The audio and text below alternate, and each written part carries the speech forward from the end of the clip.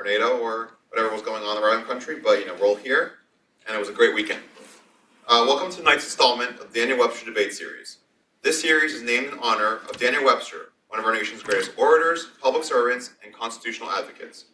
Founded just last year, the series has quickly become the heartbeat of our chapter and a cornerstone of serious, intellectual conversation here in the nation's capital. By bringing together leading judges, scholars, and practitioners from across the country, we aim to engage in the most pressing legal questions of our time, with rigor, clarity, and genuine intellectual exchange. Tonight we ask, should the court abandon qualified immunity? This question has been a central and controversial feature of law enforcement in this country for over half a century, sitting at the intersection of constitutional rights and judicially created doctrine.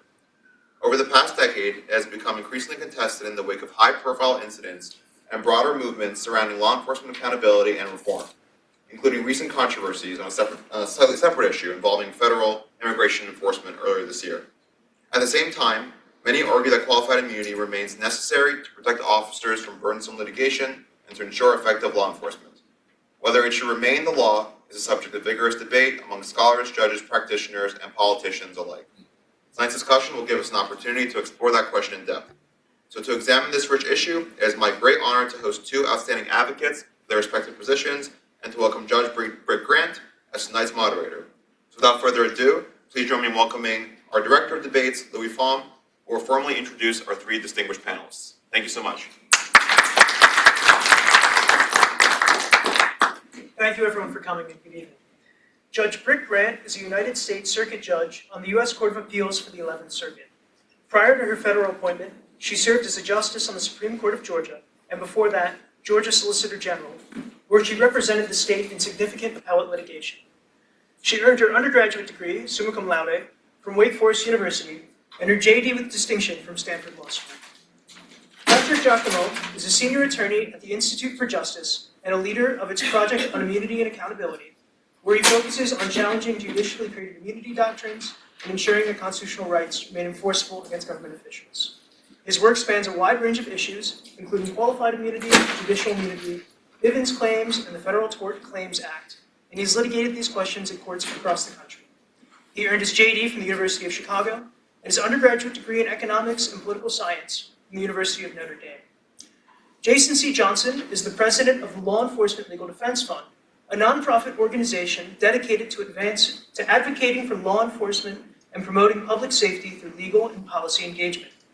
In this role, he is a leading voice on issues at the intersection of policing, law, and public accountability. He earned his JD from the University of Maryland School of Law and an LLM in taxation from Villanova University School of Law. And as always, the Federalist Society takes no position on tonight's debate. Thank you all for coming.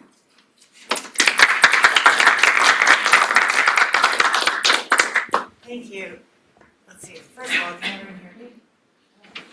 How about now? Yeah, make it a little louder. Try it. How about now? Oh, there we go. All right. I have the soft voice, so I'll try to speak up. It is a pleasure to be here. I've certainly known about these debates for a long time, but it's the first one that I've been a part of. I did get somewhat of a chill down my spine when I walked up the stairs because I took the LSAT here. I lived in Washington, D.C. So, I guess I went okay, so maybe I can let my traumatized memories go. But it's great to be back at Georgetown Law for a much more happy occasion and exciting experience. So, is qualified immunity worth keeping or should we abandon it? I think that it seemed for a long time, honestly, like that question, Dennis is right, it was hotly debated, but maybe it was purely academic for a long time, right? The Supreme Court, time after time, even in really factually troublesome cases, was reversing denials of qualified immunity. But as I suspect we'll discuss more this evening, there's at least some light at the end of the tunnel for those who would like to abandon or cut back on qualified immunity, and perhaps renewed reason for concern from those who are big supporters of the doctrine. So as a judge, I'm not going to take either of these positions, obviously, but I thought it might be helpful to level set for all of us and give a little bit of background on qualified immunity, just so that we're all thinking on along the same lines. As it happens, I published a case just today that deals with qualified immunity. So if you will indulge me, I'll read a little bit from that case. It is called Foster, and it says here, we start with the basics on qualified immunity. When government officials abuse their offices, actions for damages may offer the only realistic avenue for vindication of constitutional guarantees. But such actions come with costs. To name one, subjecting government officials to personal monetary liability and harassing litigation risks unduly inhibiting officials in the discharge of their duties. So the Supreme Court has balanced these objectives when it recognized qualified immunity as an affirmative defense. So to lessen the perceived burden on officials performing discretionary functions, qualified immunity shields them from civil liability, but only when their conduct does not violate clearly established statutory or constitutional rights of which a reasonable person would have known. Turns out that's a mouthful. That's one of the many reasons that so much case law gets devoted to this. That's my interjection, not in the case. It shields officials not only from personal liability from monetary damages, but also from defending a costly action through trial. So courts must decide at the earliest possible stage in litigation whether qualified immunity applies. That analysis involves two questions, and those two questions can be considered in either order: whether the officials violated a federal statutory or constitutional right, and whether the unlawfulness of their conduct was clearly established at the time they acted. Unless the answer is both for yes, the official is entitled to a qualified immunity. And here's the last part I'm going to mention, goes back to the point I interjected a moment ago. The first question, whether the defendant violated the law, may be easier or harder in a given case, but not because of qualified immunity. Some applications of law to fact are just difficult. But the second question, whether the law is clearly established, presents a set of doctrinal challenges unique to qualified immunity.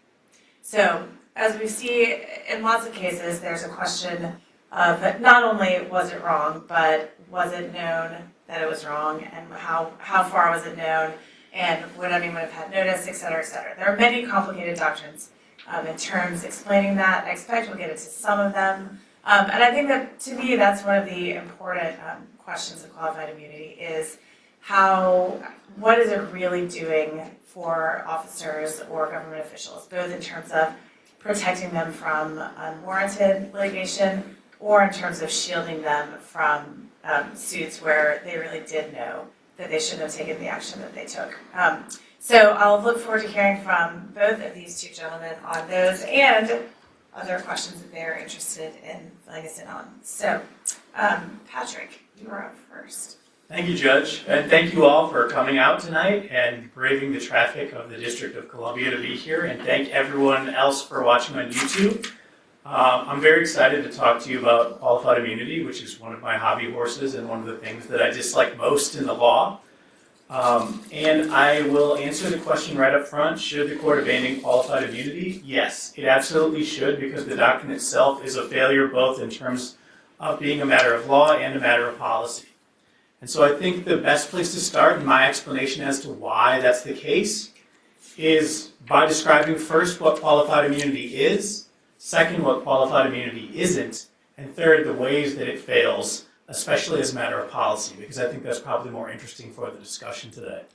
So first, what qualified immunity is. As Judge Britt just listed some of the standards that have been accumulated since 1982, when the Supreme Court decided a case called Harlow versus Fitzgerald, which is the case that gave us the modern doctrine of qualified immunity.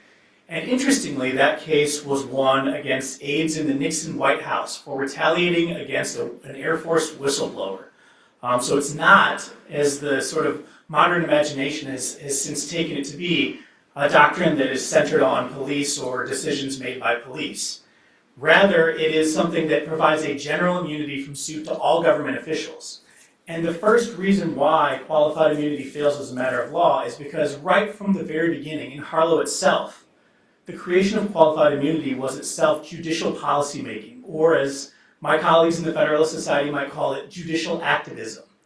In Harlow, the Supreme Court said, we're just going to create this free-floating immunity because we're trying to weigh, as Judge Grant noted in her opinion, these different policy considerations. We think that vexatious litigation might dampen the ardor of government officials, and so we're going to simply create a new standard that we think balances these different policies. And the policies that the Supreme Court articulated there were, one, they didn't want litigation to be a distraction to government officials.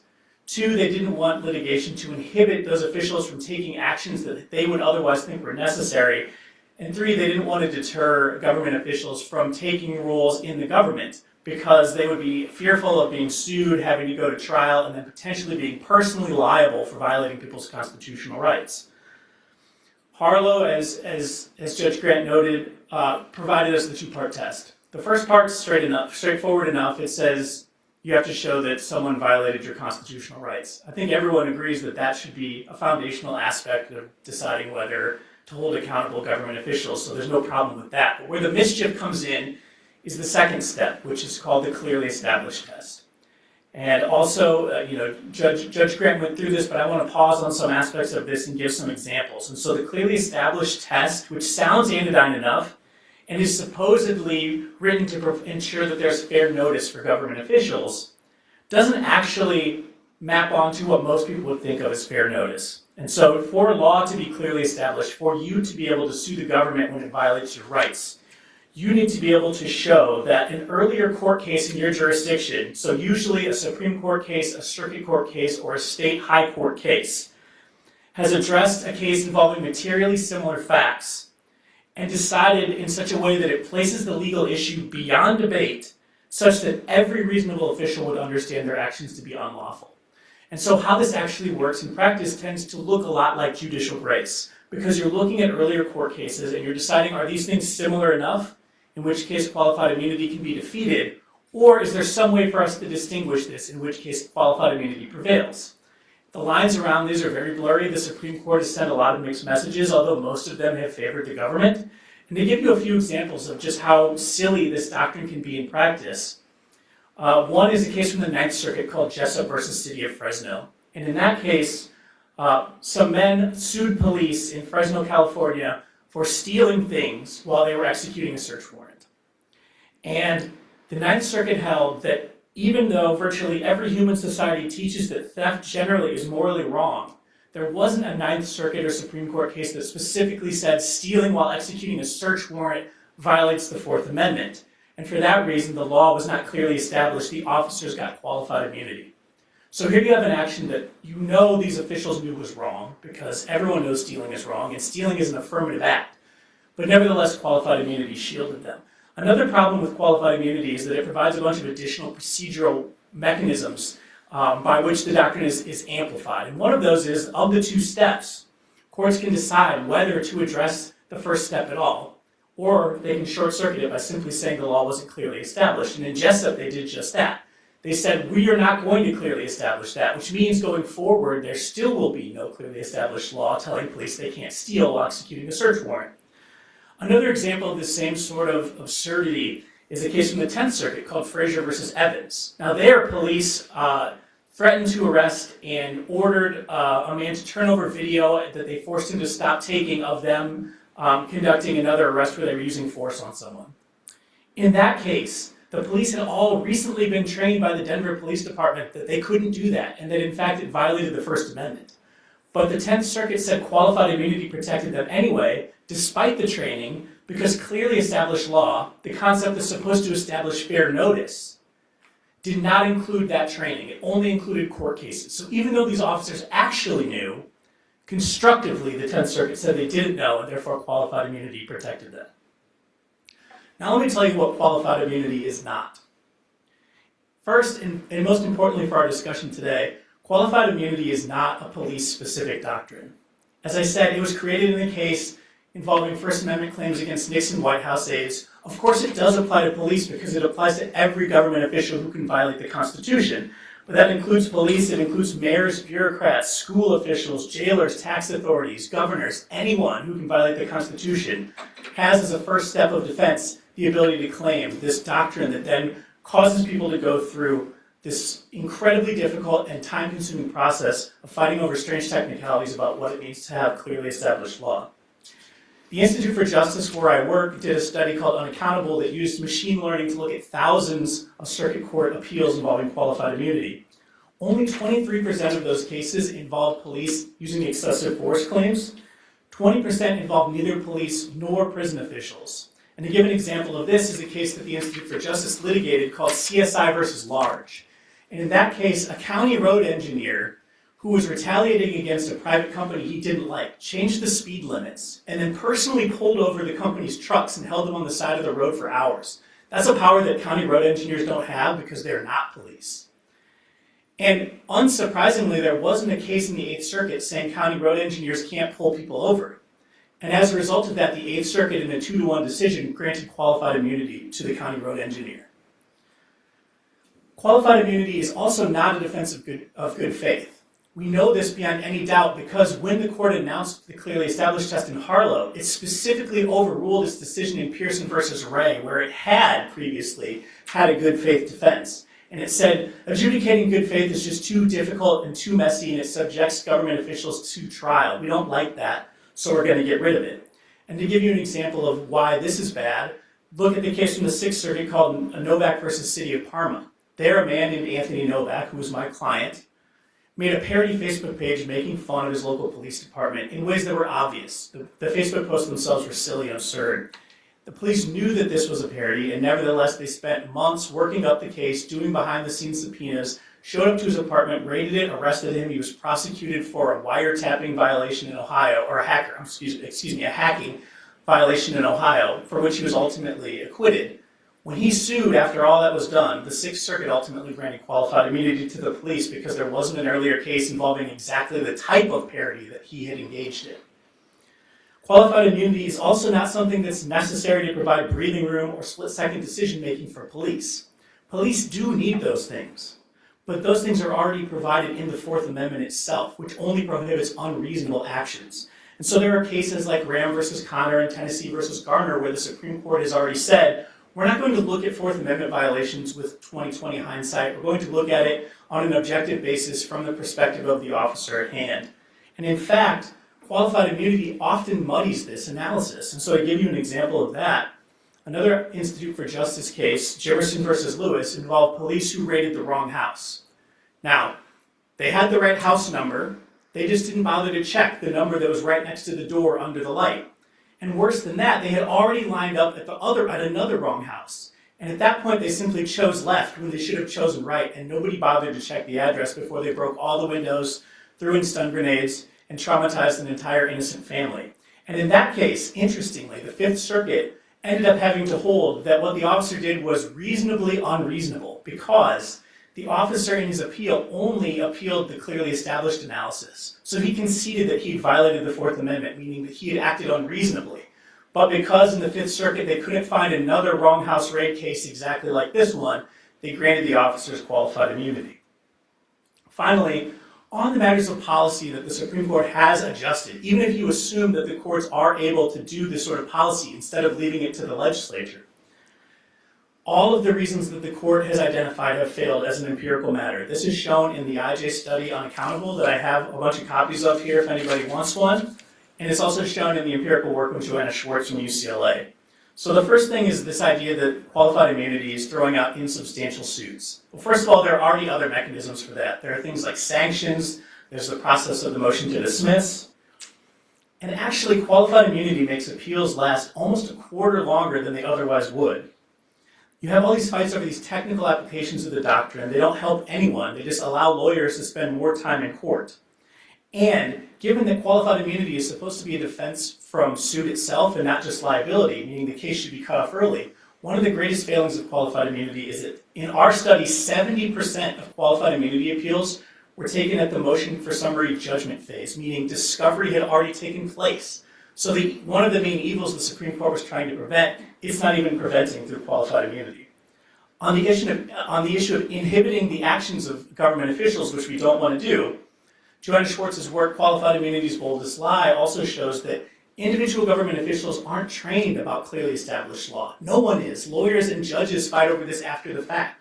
No one except for me had read the Foster decision this morning just because they like that kind of thing. The school officials in that case are not waking up every morning and reading the new 11th Circuit opinions to stay up on clearly established law. That's true of police, it's true of mayors, it's true of all government officials.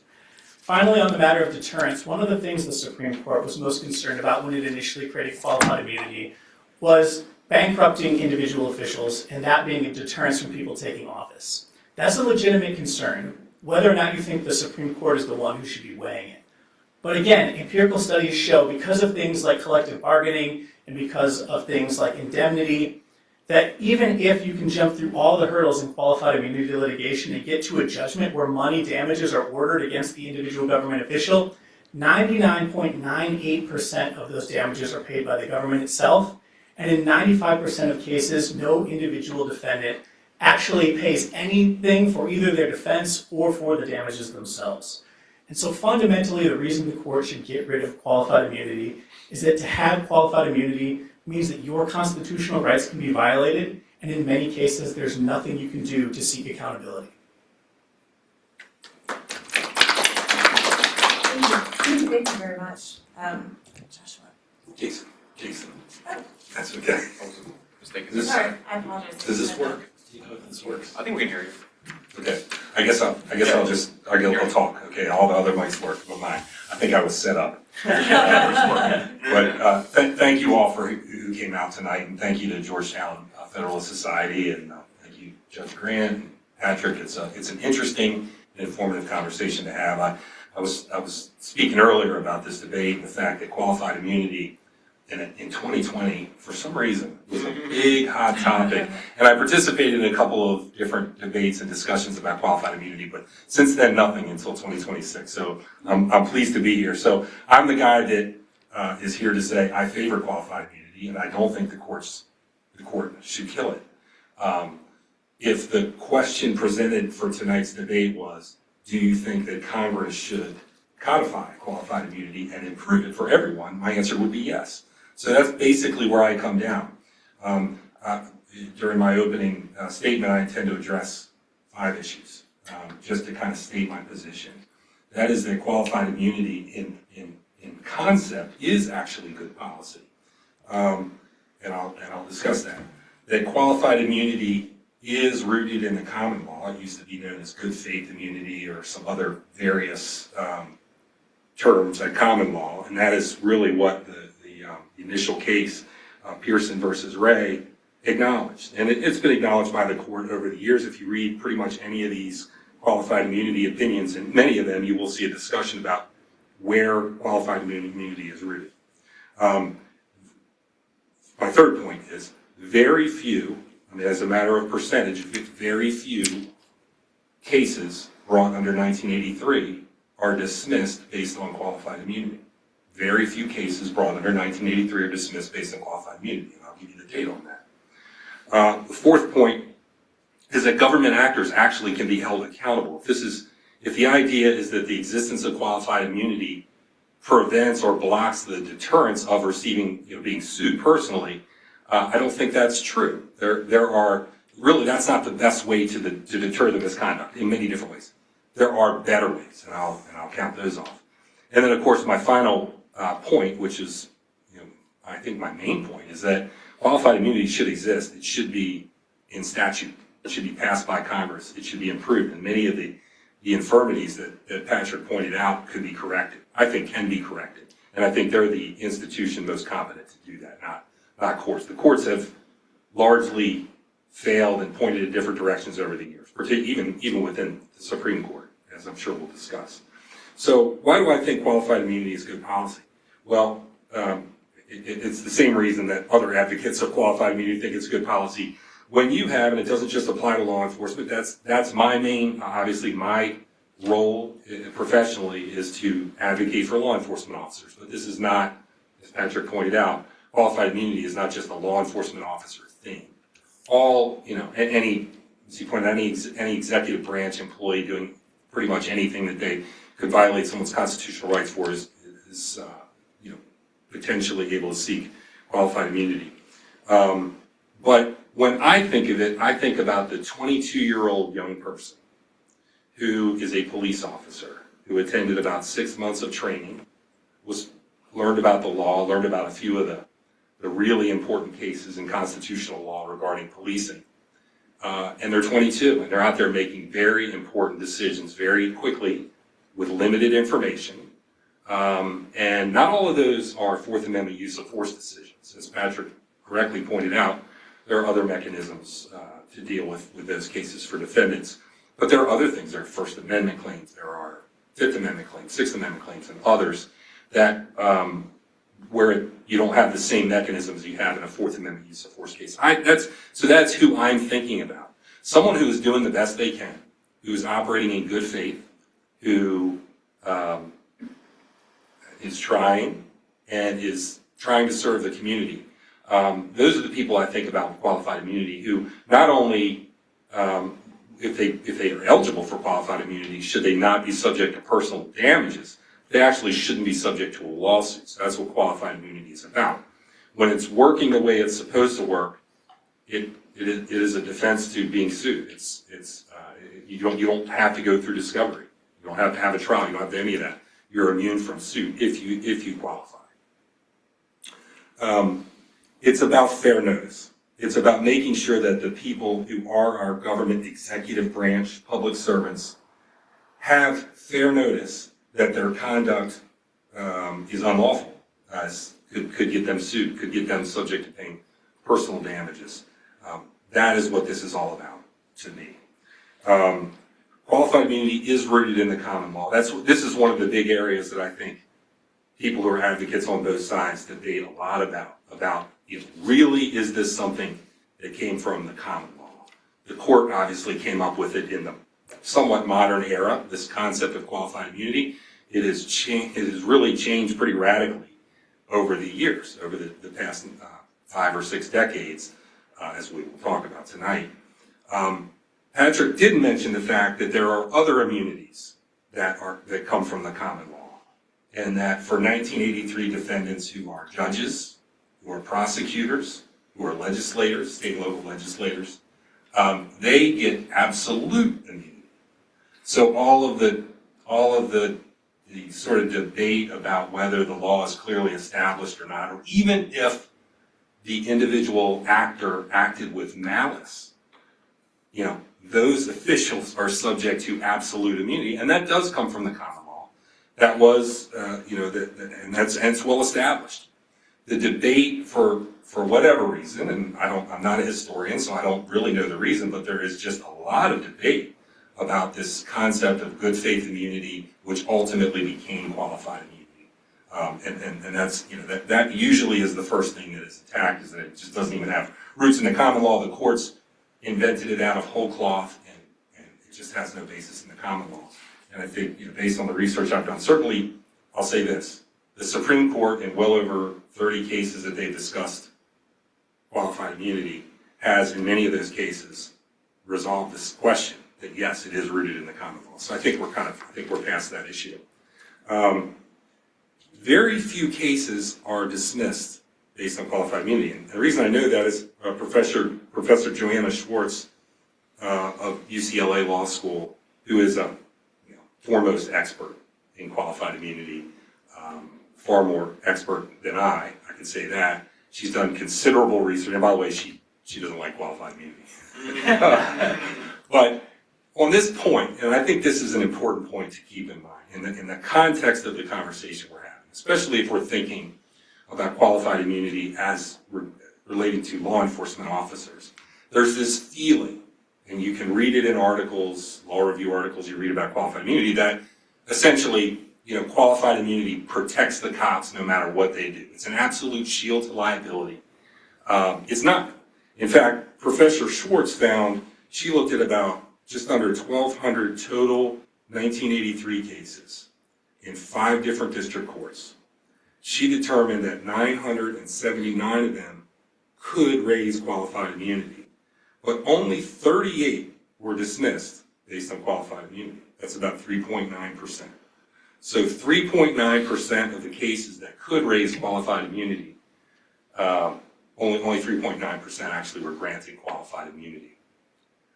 That's rather interesting when you hear a lot of people talk about how this is just a license for law enforcement officers in particular to misbehave. First of all, and this is anecdotal, law enforcement officers don't know what qualified immunity is, and I can tell you that because I used to be a law enforcement officer, and they don't know what qualified immunity is. they are not relying on qualified immunity to keep them out of any sort of trouble, because they don't know what it is. Plus, in reality, it's a very small percentage of cases we're talking about that assert qualified immunity and are granted qualified immunity. Now, I agree with Patrick. He read off some anecdotal cases that are troubling, right? Very troubling, and I guess my reaction to that would be they're wrongly decided, because if you look at, at a reasonable reading of the Supreme Court cases, which I'll agree are somewhat all over the place, there's a case called Hope v. Pelzer that tells us that it doesn't really have to be, clearly established, doesn't really have to be a specific prior case. It actually could be, it's just obvious that the conduct is unlawful, that the officer should be on notice just because it's obvious. Now, sometimes courts don't apply that, but that exists, and there's another more recent case called Riojas that sort of reasserts that idea that it doesn't actually have to be found specifically in a case identical to the facts that are in the instant case. So very few cases are subject to qualified immunity, and it is not the shield that some advocates claim that it is. Government actors, law enforcement officers in particular, there are many, many ways to hold them accountable when they've done something unlawful or improper or even in violation of their policies. Complaints against the police department, that's one, so that could initiate administrative sanctions against the officer, and some people frankly are a little skeptical about that, and that's understandable, especially if you consume a lot of media about law enforcement from certain sources. It would lead you to believe that there's just no mechanism to check law enforcement officers when they've misbehaved. There really is. In fact, the citizen oversight of law enforcement agencies' discipline systems are rapidly growing. I mean, I would have a hard time identifying a major city that doesn't have robust civilian oversight in their administrative discipline system. So there's other ways. There's also the criminal system. A significant part of my job is identifying cases throughout the country that involve law enforcement officers who have been charged with crimes relating to their work. Most of those cases are use of force cases in which they've been charged, the officers have been charged with a crime related to most often a use of force. That happens a lot, and it's growing quite rapidly, because that's what I do, that's my day job. And that's another mechanism to hold officers accountable when they misbehave. Obviously, it requires there to actually be a crime, which is not every instance of police misconduct involves a crime, but there are many other ways. And I would just assert that those are actually better ways. They're much quicker, they're much more efficient. Do they deny the plaintiff their day in court? Well, yeah, they do. But there is lots of things in our law, as everyone in this room knows, that balance equities between plaintiffs and defendants. There are damage caps, there are immunities, there are many mechanisms where plaintiffs' ability to recover all that they potentially would otherwise recover is in some way inhibited by the law. So just to wrap up my opening statement, is that I'll just put a little bit more detail on this idea that I think that the best remedy here is that Congress pass a law maintaining qualified immunity, but doing so in a way that addresses actually, I think, a significant percentage of even the concerns that Patrick set forth. Yes, the two-step test should come back, and that would be what I would offer as statutory language, is to include that initial two-step test that first determines whether there's been a constitutional violation, and then determines whether the law was clearly established. I don't know that clearly established is where I would land as the right standard. We could discuss that, but the importance of the initial determination that there's been a constitutional violation is because if you anticipate that the future conduct is going to be directed by what officers know is unconstitutional, well, you're going to need some case law out there that tells you what is unconstitutional. If every case in which qualified immunity is raised and gets appealed, there's no actual finding as to whether there was a constitutional violation, then no one is on notice in the future as to whether there's been a constitutional violation or not. So it's critical that be there. And then, of course, the second piece of that is just to reassert in any bill that Congress might pass, reassert this idea that clearly established law doesn't necessarily mean there needs to be a specific prior case of the exact conduct that whether you fashion it as is obvious, if the violation is obvious, and some of those, Patrick just read off a litany of cases that, in fact, that he's been involved in, that I would say were obvious violations. They were obviously unlawful, what was alleged, theft in particular. There's not a lot of question about that. And so I would just say that I think that the institution most competent to sort of resolve this, I mean, there's just a big cloud around qualified immunity. If you don't like qualified immunity, maybe you like the cloud. I like it in principle, but I think it can be improved so that it works better for everyone. Is it ever going to be perfect? No. But I think it should work better for everyone. Thank you. We have time for some optional 2-minute rebuttals. I have lots of questions for both of you, and I'm sure that all of you have some too. So I'd love to hear if you have a quick rebuttal and same for you, and then we'll move to questions. Yeah, I'll be really quick because I actually think Jason and I agree on quite a bit, which is primarily that the existence of qualified immunity today is a problem, and we can talk about different ways to solve that. But I would like to respond to a few things that were raised. And the first is thinking about the 22-year-old officer. That's all fine and well, but what we're talking about here is being able to enforce the Constitution, and when that's the question, I think the focus should be on the victim of a constitutional abuse. Not on holding someone accountable or punishing them necessarily. The first thing should be ensuring that every right has a remedy. This is a concept in American law that goes back to Marbury versus Madison. Similarly, I would point out that the concept of good faith and malice has not been the law of qualified immunity since 1982. That is when the court stepped away from any pretense of the common law. And so to the point about the common law backdrop here, in 1987, in a case called Anderson versus Creighton, the Supreme Court said, and I quote, that Harlow completely reformulated qualified immunity along principles not at all embodied in the common law. So at that point in Harlow, the court gave up any pretense of the common law. Now, I actually think that the argument from the common law is bad, and the reason that's true has been elucidated by Will Bode at the University of Chicago, and also in a paper that I just published with my colleague Daniel Nelson, where we talk about the history of what's called the notwithstanding clause. Section 1983, where most of this litigation takes place, says every person who violates someone's rights under color of state law shall be liable. The original text said, notwithstanding any contrary state law, etc. That language was taken out during codification. We explain why that doesn't change the meaning of Section 1983. And if you look at Pearson versus Ray, the earlier good faith defense case, there the reason the court created qualified immunity is because it said there's nothing in 1983 that told us we're not supposed to incorporate common law defenses.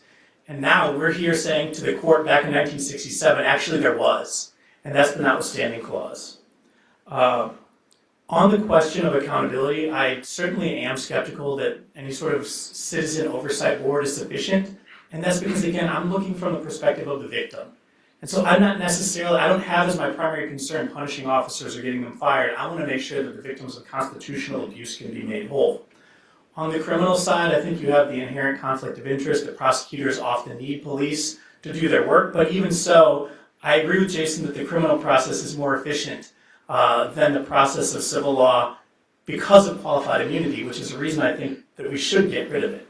And finally, I agree with Jason that the court is incompetent to be making these sorts of policy decisions. I disagree that Congress should codify, but I think we both agree that the court sort of stepped in it here. And so to rely on things like Hope versus Pelser that created this obviousness exception, that was basically a dead letter until Taylor versus Riojas revived it a few years ago.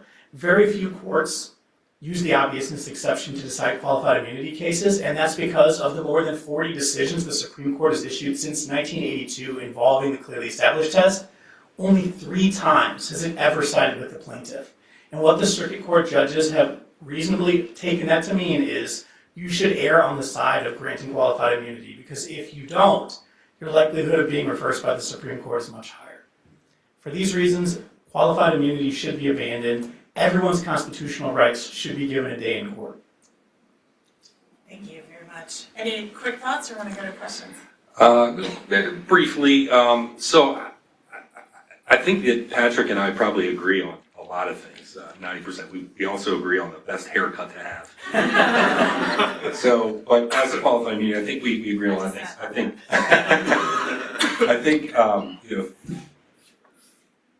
fundamentally, I understand that for every, there's there's got to be a remedy. He's looking for remedies for people that are victims of constitutional torts. And that's not an unreasonable thing. But it doesn't explain, and I don't want to turn this debate into a conversation about the absolute immunities that also come from the common law, but there are these, from my perspective, when I'm an advocate for law enforcement, and there are these massive absolute immunities that exist for judges, for prosecutors, and for legislators, and all of the finer points of discussion about clearly established law, obviousness, and everything, those don't come in at all. In fact, even malicious violations of constitutional rights from certain types of officials completely subject to immunity. But it's only when we get down to the worker level executive official, which might be a law enforcement officer, or it might be a school principal, or a teacher, or a social worker, that is where it gets real sticky. Is you have to, if you assert qualified immunity, is absolutely qualified. It's not absolute. And so I don't know how it factors into this debate, but I just find it kind of interesting that the full weight of the scrutiny of activists and advocates all here on qualified immunity, and none of it is on these other immunities. And obviously, judges need to have protection so that they can remain independent. Prosecutors need to be able to make decisions that are sort of independent from that sort of scrutiny of being sued for violating civil rights, but not that much. Prosecutors do violate people's constitutional rights on a very regular basis, and they're completely immune. So it's not, I know it sounds like a whataboutism, but kind of is a whataboutism.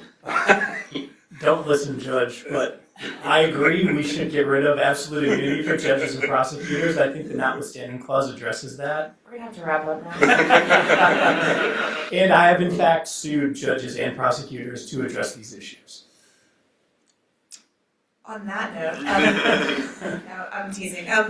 Here's one thing that I was thinking about as you were both talking. It seems that there's some openness on both sides, as you say you agree about a lot, to assuming that we have some sort of immunity, moving toward something that looks more like an obvious clarity exception, right?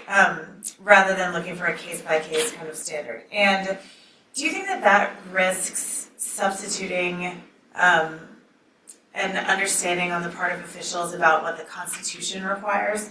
Do you think that risks setting that aside and kind of allowing people to import their ideas of what just feels wrong? I think for non-lawyers especially, it's easy to assume, well, if it's bad, the Constitution bans it, and if it's good, the Constitution either allows or demands it. And of course, all of you already know, and certainly we do too, that it doesn't always map on like that. What do you think the risk is of kind of substituting what we think would be obviously clear to someone making one of those decisions? Yeah, I think this is the sort of battleground about what to do with the Taylor versus Riojas and Hope versus Peltz rule of obviousness.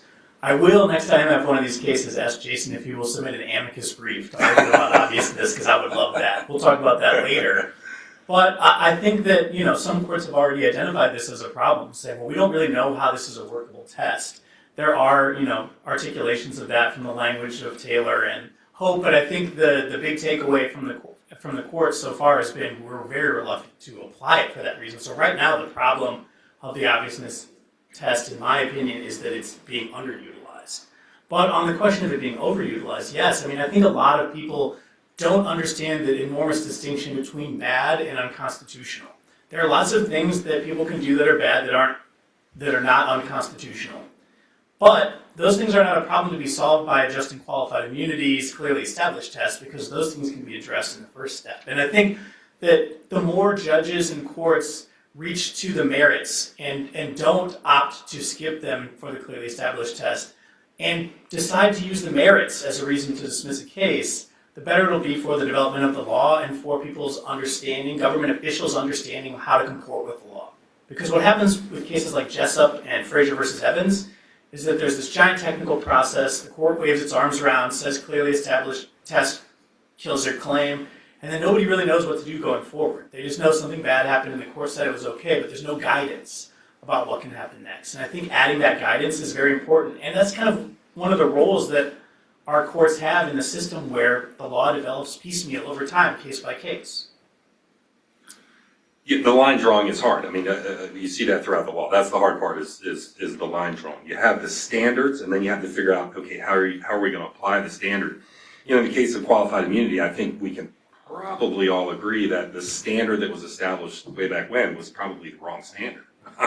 I would even say that. It's just, it's too hard to understand. It's too hard to access even for judges who have, you know, time and ability to contemplate these things. They've got two litigants in front of them, offering them, you know, competing arguments and the ability to resolve it. I would just say that, like, for law enforcement, there are lots of places that you might go if you're a plaintiff's attorney and you've sued an officer and they've asserted qualified immunity to try to establish that, no, actually, you had actual knowledge of this. You know, Patrick mentioned a case where there's some information that the officers had been trained a certain way that, you know, if they, in the right set of circumstances, if the training said A and they did Z, well, it seems like you knew what the clearly established way to do it in a constitutional manner was.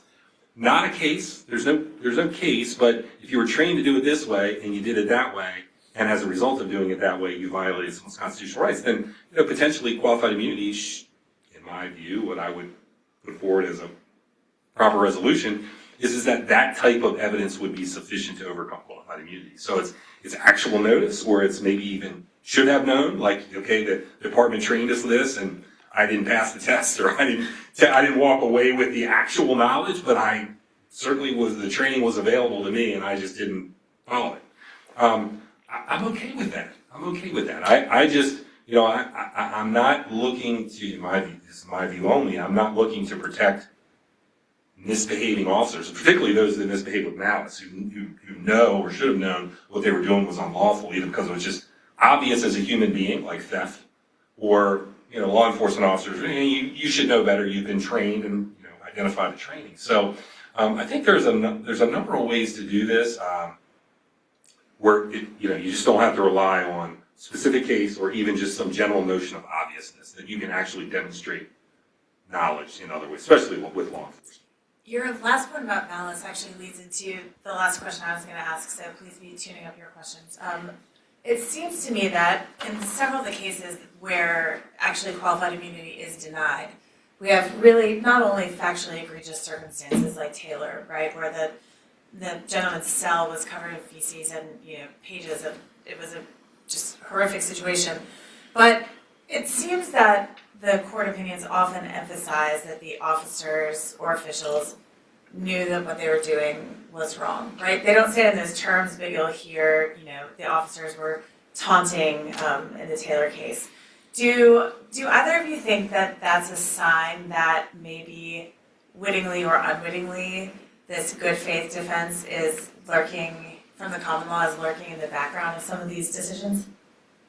Since you're looking at me, I'll respond first again. I don't know if it's quite as specific as the good faith defense. I think what both those things are doing is incorporating a concept that we all have as human beings, which is if you know you're doing something bad, you shouldn't be allowed to get away with it. I think we all agree about that. And so whether you call that good faith or a lack of malice, or whether you call that an obviousness exception, we're all kind of getting at the same thing. I think there's the strange tension is that when the court created the modern qualified immunity doctrine, it specifically said, we don't want to think about that because adjudicating good faith, meaning adjudicating what this officer intended or what they really were trying to do or what they knew, is just too messy, and we want to try to short circuit that. And so I think that's one of the main reasons why Harlow is such a pernicious matter of law, both in terms of its outcome and in terms of its actual applicability, because it's a thing that, again, like I said earlier, it's a matter of judicial grace. I think what I'm saying there is the same thing that I think what the judge is conceptualizing here, which is like everyone can look at a situation that's sufficiently outrageous and find some way to say, well, you knew or you should have known, even if we have to fudge was there an earlier case and was it sufficiently similar standards. And that was probably true in the 1967 to 82 period where Pearson was the rule. And it's certainly been true throughout history when you deal with claims of tort that existed at the common law. So I think it just begs more questions than it provides answers, I think. One of the things that we haven't, I don't think, even really gotten into so far tonight, but understand why did the court, in Harlow, why did the court turn its back on good faith immunity? And the reason, as I understand it, is that they understood, the court understood that the idea of qualified immunity was to be immune from suit, to not have to rely on discovery to elucidate some of these facts that would, if you want to know the officer's state of mind, you're probably going to need discovery to do that. So it's not something that it wouldn't function the way it was intended to function, which was immunity from suit. You get sued, you assert qualified immunity. If the law is not clearly established in theory, you're out early, no discovery. So the reason discovery, in my view, and this is what I think, discovery is painful. Okay, if you're a defendant, discovery is painful. It's expensive, it's time consuming. You have to provide, even if you're a professional defendant, if you will, like a law enforcement officer or any other government worker, you're probably gonna have to provide things like tax returns and other things that are just very invasive. And if this suit is gonna stop, it probably should stop early. And that's the idea. And so I think the reason that the Harlow court went to this objective test was hoping that it would work better, I guess. That for those who qualify for qualified immunity, you'd be out early. As Patrick said, and as Professor Schwartz's research shows, that actually doesn't work very well. I mean, most of the cases in which qualified immunity is asserted is granted after discovery. So, just another reason to say that something needs to be retooled here. It's not working the way it's supposed to. I agree it should exist, but it's just not working well, in my view, for anyone. I'll just confirm, in Harlow itself, the court specifically said that. It said, good faith is too messy, we don't want it to be the reason cases go to trial because it's easy to allege and it's hard to disprove. And so that's what the court thought it was doing, and I think that if you showed the 1967 court the state of the law in 2026, they might agree with me that it hasn't worked out the way that the design was intended. Fantastic. Who's got a question for these gentlemen? First hand over here. So the Harlow case, if I'm recalling correctly, is also related to the Nixon v. Fitzgerald case, which was highly relied upon in the absolute immunity context in Trump v. United States. To what extent do you think the movement to reform that opinion brought about can also be a vehicle to get some qualified immunity reform in as well? Are they two related movements or operate completely separate, they just have immunity in common? That's a good question for Patrick. I think they're related only in theme. I mean, so Nixon versus Fitzgerald was the companion case to Harlow versus Fitzgerald. And so in the Nixon case, you had the court addressing this issue of absolute civil immunity for the president. And then in Harlow, you had the court addressing civil immunity for the president's men. And so we got qualified immunity on the president's men's side. And on the Nixon side, the court just kind of said, well, the president's different. That's really the thrust of the analysis. And then, of course, we got a similar analysis in the Trump criminal immunity case. And so, no, I don't necessarily think so. I think because the court's fundamental premise for why the president gets immunity is that he's the president, I don't think any sort of tinkering with qualified immunity, even if you took the most radical and drastic approach, risks bringing liability to the president himself, whether you think that's a good thing or a bad thing. Thank you.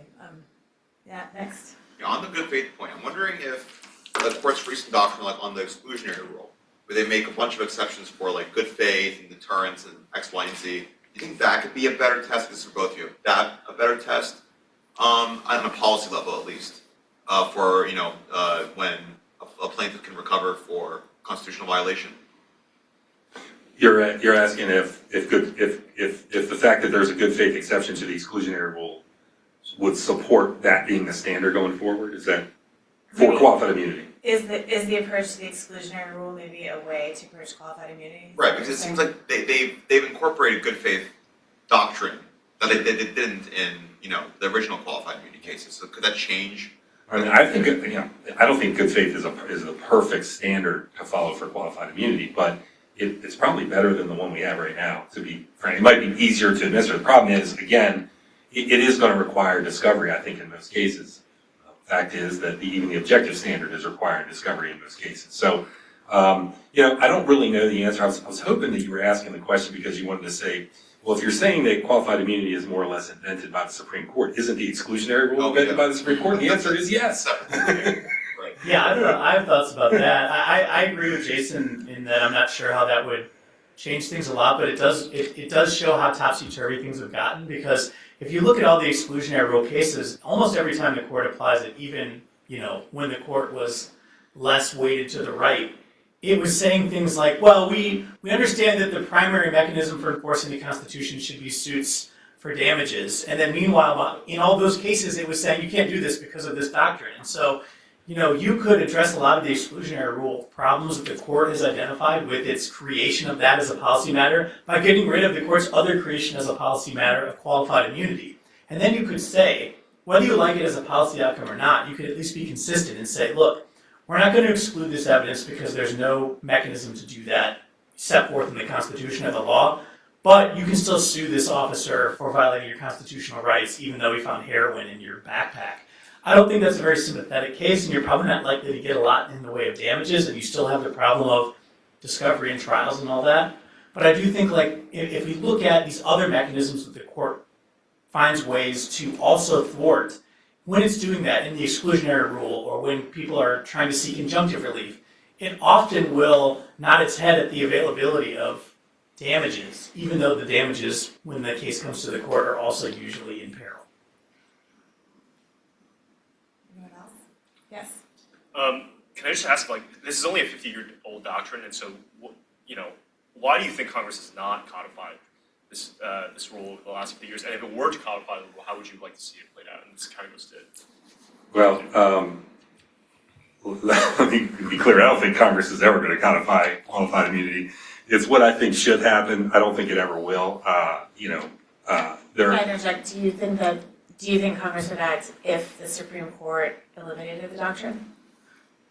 Depends how Congress is constructed at the time. So, could it have happened in, there have been recent years where I guess it would have been possible, but in 2020 there was such pressure to actually abandon qualified immunity, actually pass legislation that completely eliminated qualified immunity. And by the way, some of those bills, and they're not all the same, but there was at least one bill that it would only have ended qualified immunity for law enforcement officers. Okay, so to me, I'm editorializing, but I respect Patrick's approach to this. It's a what I would call a purist or textualist approach. It's consistent. For people who only complain about qualified immunity when it involves law enforcement officers, that is just, you really don't have a leg to stand on, in my opinion. I mean, that's just, you're responding to politics. You're putting out political fires, and that's what you're doing. But that is still the same reason why I think it would be very difficult to get a bill through Congress that would codify qualified immunity, especially in any way that could possibly be good for everyone. So while I would like to see it, while I think it should happen, a whole lot of things happening down the street that shouldn't happen, in my opinion, and a lot of things not happening that should. So I think this is just one more of that. I understand that you don't think that officers should be treated differently, but do you think, either of you, that there are, even if they shouldn't lead to a different result, different kind of trade-offs on the policy, the cost and benefit side for officers versus other government officials?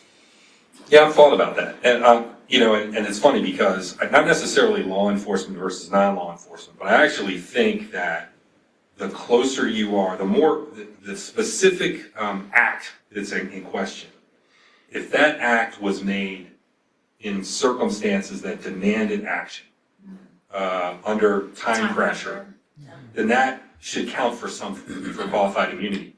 Because I see qualified immunity being granted for administrators and things like that. In fact, I don't remember which case it is, but I bet you do. There are cases that actually stated the opposite. That basically the higher you are in the food chain, the more likely you should be granted qualified immunity. Which to me makes no sense because, if you're the administrator of something, you have staff, you have time, you have research, you're removed from it, you have lawyers to talk to. And that's my argument about with cops is they're making important, weighty decisions. The 22-year-old is making very important decisions all the time. They're vast majority of the time, no legal training, just a little bit of police academy training, no lawyers to consult, at least not on an emergent basis. And so, you talk about grace. To me, those are the people that are entitled to grace. Now, not unlimited grace, obviously. This is qualified immunity. I agree it should be. Yeah, so I don't think of it law enforcement, non-law enforcement. I think of it in that way. What's your view on that cost benefit? Yeah, so in the world that I envision, there isn't a reason to draw this distinction, but I think Because there's just no qualified. Yeah, there's no correct. But I think it certainly becomes much more absurd to grant qualified immunity for high-up officials who, engage in a scheming process over a period of days, months, or even years, because they knew what they were doing was wrong, or they could have consulted their lawyer in most of these cases. I would also like to address the question about why hasn't Congress fixed this, and setting aside why Congress does anything at this point in time, we don't know. I think the real reasons why Congress hasn't fixed the qualified immunity, the Institute for Justice did oppose the Justice and Policing Act, which was the one that specifically would have addressed qualified immunity only to police and then maybe prison officials, and it was a mess. But we wanted the one that took care of it across the board.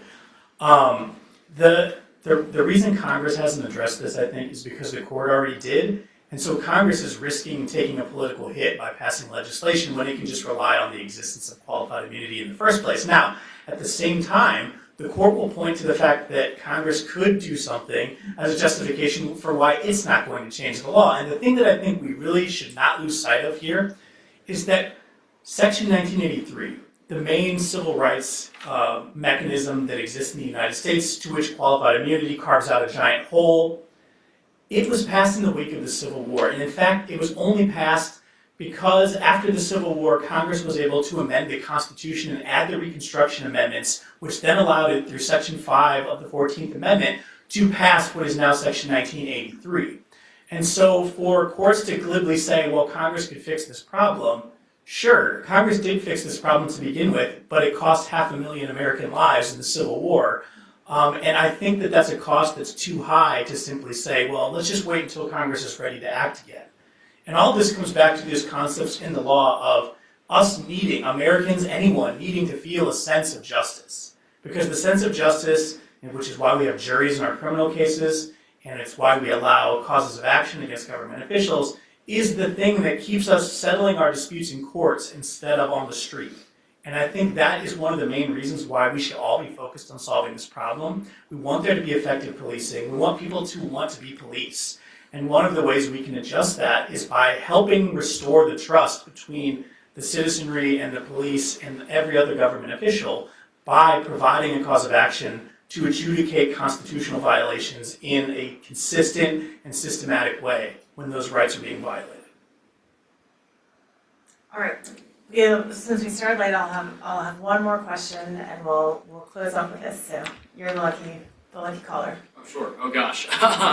So I guess my question is, how much of the issue with qualified immunity on both sides can be solved with where it's placed in the process? Like what I'm thinking is, what if qualified immunity was more like a heightened pleading standard, like Twombly was for antitrust suits? On the one hand, it would force would-be plaintiffs to plead their case without the benefit of discovery, but it would also, avoid that danger of forcing potentially dismissible suits to go through discovery. I'm just curious what your reaction is on both sides to that. For me, I'd have to see exactly what those pleading standards would be to see if they provide, again, from my perspective, looking for protection, reasonable protection for split-second decisions that are made by people who aren't lawyers and don't have access to contemplate what they're doing. So I'd have to know exactly what that is. Yeah, I'd be worried that could somehow upset Jason and me in equal measure, even though, because, I think Twombly itself is something you could look at and say, like, okay, well, they announced these new standards, Twig-Ball, and it's also one of those gray areas where courts are constantly struggling with this. So to add an additional level of sort of confusion about, well, how does qualified immunity work? Does it need to be adjusted for the fact that we are going to add it at the beginning of the case? Is probably just a recipe for more confusion, but especially as you pointed out, like some of this stuff is not going to, the information is not going to be perfectly discoverable. So like while you can make good faith allegations in a case, If you then have to somehow establish them at the motion to dismiss stage, that becomes a very difficult and confusing task, because for a lot of things, all you can do is look at the context and make a good faith upon information and belief allegation. But yeah, I would also have to see exactly what that would look like before I could actually say whether I think it would be better or worse. I still just favor allowing the process to work out in court the way it does with private litigants. Well, thank you both. You made my job as moderator very easy, so I appreciate both of your good spirits and your deep knowledge about this topic, and thanks to all the students for being here. We are dismissed. The final debate next week is on whether artificial intelligence threatens the legal profession, so that should be going. Great. Yeah. You guys want t-shirts? We've got qualified immunity, anti-qualified immunity t-shirts. Jason can have one too if you want. They're part of our Americans Against Qualified Immunity initiative. You can learn more at aaqi.org. I thought it was a Georgetown t-shirt. I'm glad I didn't I bet if you asked Nazi George, right, would put out that T-shirt. What's it called again? Moxie Board Watch. Oh, Section 3. Oh, you're. Good luck. He's almost not. That's okay. We're so close together. Yeah, sorry about that. Really need to know your friend. Yeah. Yeah, thank you so much. Yeah. Someone's not allowed to speak about the law. I think most of them, so. Yeah, he's fine. He's a good friend. Well, I don't see all the. Yeah, he's great. I owe him more than I can say. He's the At best. some point, we can figure out a way to start doing this.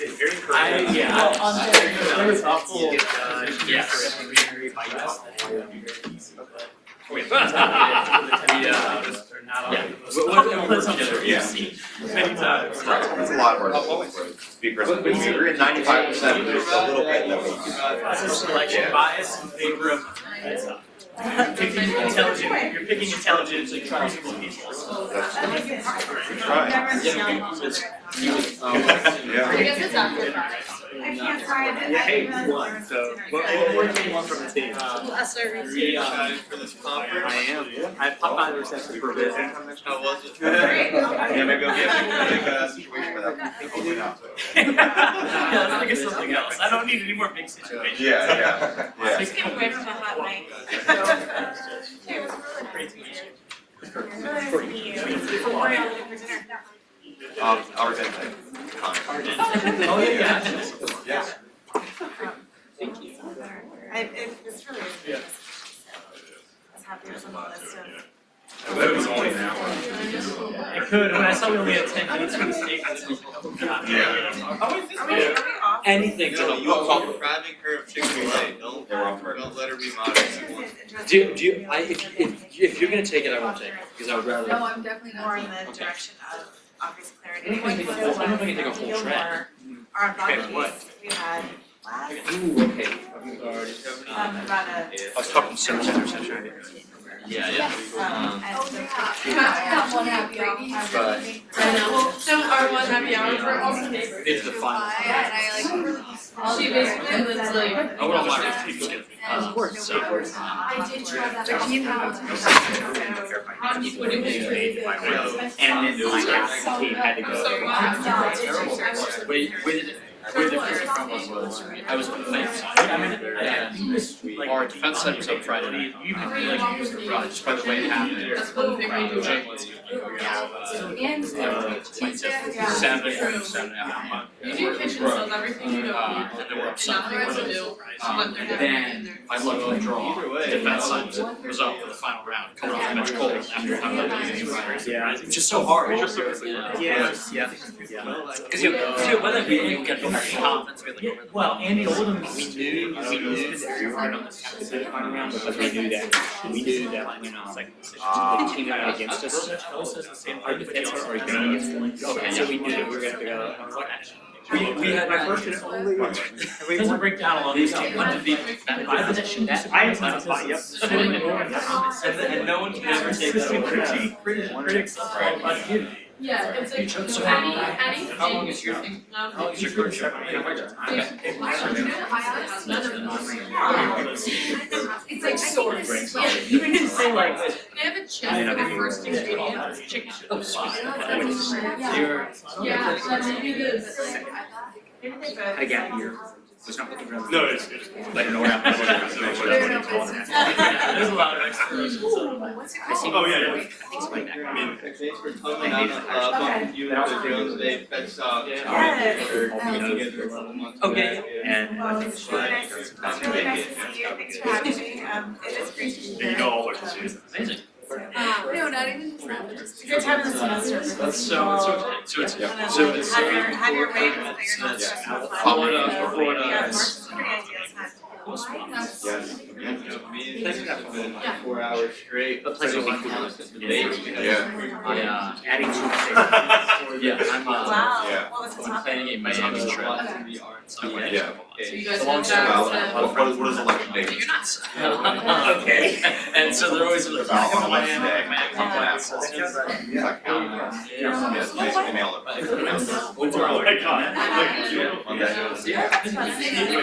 Oh my God. Yes. Top 1% of members. Get on the internet without seeing debates about that question. A lot of sovereign immunity cases recently I mean, too. get your. So, you know. I was like, my rotations. Rotations. I'm getting in my rotations. My miles, like I decided while I was in the Supreme Court, but I had to recuse because you already litigated. Doing all right, Drew? How are you? So Georgia has it. I Okay, don't we know. have really broad Good protected by As the somebody, I'll be Constitution. great. If you can. Oh, you're not. There's cold. Nice. You got any Oh my insight gosh, on well, I handle? think so highly of, I think so highly of school. I usually But just she was not like like for this time, so she goes home. You can fix this. If Justice Black will have me playing for it, I do know. Are you able I'm not, I will stop her now saying you guys live in Kentucky, When it was supposed to sign but up. the Constitution says unless the legislature. You just have not. I mean, I get it. I'll move. I Yeah. So John, Amy, and everyone. Great, that's fair, yeah. So John. Yeah, take advantage, young song, you're really Very sensitive, the idea was like. Yeah. You're like, wow, that would be. like You told me not to go there, though, And right? it got to. Yeah, I do remember that. Basically, yeah. You guys all get this. You all get a copy of like the edition of the blank guide to the Constitution. Really? And that's what they did when we did it. But Kind of it was good, I think. And you can't. Yeah. So nothing else. It's scary. Wow. And it's very, I got about 10 slides each. So instead, you can see them. That's a day, in their that's it. individual Very small capacity. report. Right. You don't have $50. any statute allowing here. Nice, nice. This section is. I thought you were gonna say No. two. Ex parte, right?